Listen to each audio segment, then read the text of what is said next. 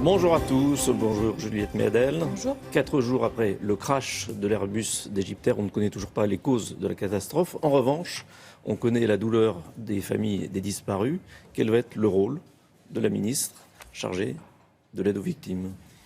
Déjà, nous nous sommes rendus, avec les autres ministres concernés, nous nous sommes rendus dès jeudi matin. Moi, j'étais à Roissy jeudi, où j'ai pu accompagner les proches des victimes qui étaient réunis dans un lieu unique d'accueil et où j'ai pu être présente, c'est-à-dire à la fois les soutenir naturellement, faire en sorte qu'elles aient tout ce dont elles ont besoin dans ces moments-là, c'est-à-dire du réconfort, un accompagnement, et puis très concrètement, les informations dont nous disposions, assez peu à ce moment-là, et la capacité à leur dire « vous ne serez pas seuls ».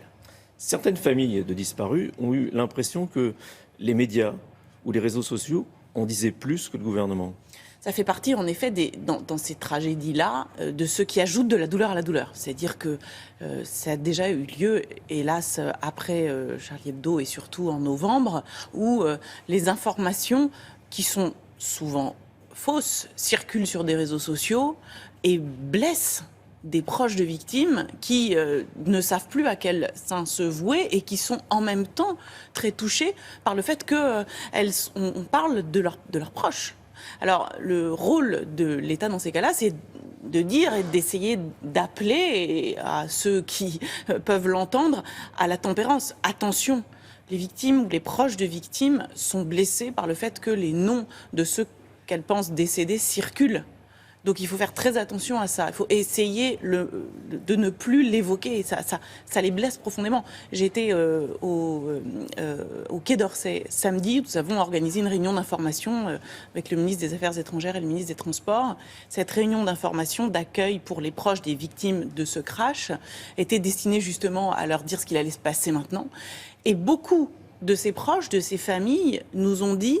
Enfin, j'ai retrouvé le nom de mon père, ma mère ou mon fils. J'ai retrouvé son nom comme étant mort dans les journaux, alors même qu'à l'heure où nous nous parlons, le décès n'a pas été constaté ou nous manquons cruellement d'informations. Le simple fait de voir le nom de votre père ou de votre mère, dont vous craignez qu'il ne soit mort depuis 2 jours, mais vous n'en êtes pas certain. Le simple fait de voir ce nom dans les journaux, ça peut être extrêmement blessant.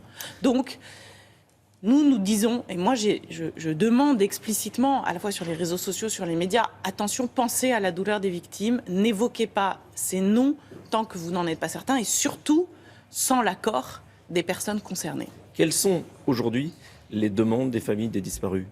D'abord, elles ont besoin de se sentir accompagnées. À Roissy, jeudi matin, on m'a dit, mais...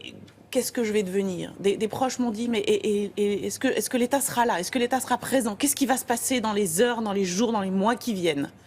Mon rôle, c'est de leur dire exactement que nous sommes avec elles et de leur indiquer ce qu'elles doivent faire. Il y a toute une série de démarches. Mon secrétariat d'État simplifie, veut et entend simplifier les choses. Nous avons commencé à le faire. Et puis nous leur donnons des éléments de procédure. Pour obtenir un document. Nous serons, et nous sommes déjà, et nous sommes en train de le mettre en place, la porte d'entrée unique, à la fois pour l'information et pour l'accueil. Dans le cas d'Égyptaire, nous avons travaillé avec les ministères concernés pour qu'elles aient l'ensemble des informations. Car ça va durer. L'enquête qui est en cours va durer. Donc nous voulons qu'elles puissent savoir à quel endroit elles ont accès à l'information. Et moi, j'entends qu'elles soient les premières informées de la réalité des faits. Parce que le sujet sur Égyptaire, c'est d'avoir la vérité. Et il faut que les proches des victimes soient les premières informées de ce qu'il se passe. Est-ce que les familles des disparus, si elles le souhaitent, pourront aller sur les lieux du crash ? C'est déjà le cas. C'est-à-dire que dès jeudi matin, il y a une dizaine de familles qui sont parties depuis Roissy, où nous avions mis en place la possibilité qu'il y ait un vol qui les accompagne au Caire. Et donc, dès jeudi après-midi, une dizaine de familles ont souhaité aller au Caire pour être sur place, parce que chacun vit ces moments-là comme il l'entend. Certains préféraient rester à Paris, d'autres préféraient aller au Caire. C'est exactement le rôle de l'État que de mettre en place ce type de possibilités. Les indemnisations, ça va se passer comment ?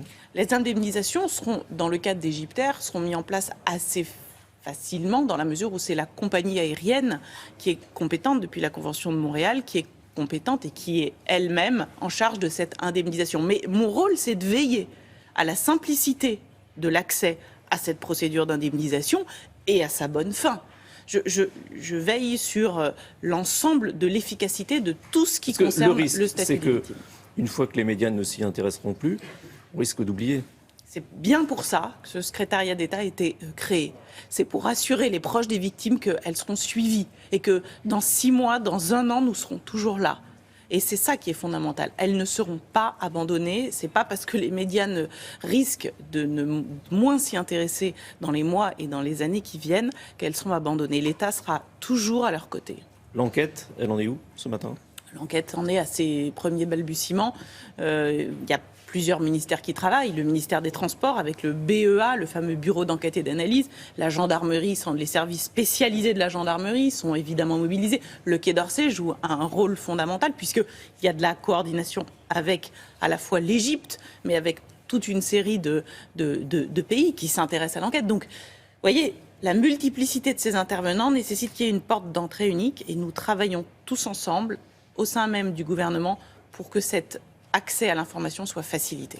Demain, les victimes du 13 novembre vont rencontrer les juges d'instruction chargés de l'enquête. Qu'est-ce qu'il faut en attendre ? D'abord, pour les proches des victimes et pour les victimes, ce qui est essentiel, c'est d'être associés à la procédure. Demain, celles qui vont rencontrer les juges d'instruction sont celles qui se sont constituées partie civile. Donc elles ont accès au dossier. Elles vont donc, de cette manière-là, pouvoir poser les questions dont elles ont besoin et elles seront informées. C'est fondamental. À la fois dans le processus de deuil, c'est fondamental d'avoir accès à cette information-là.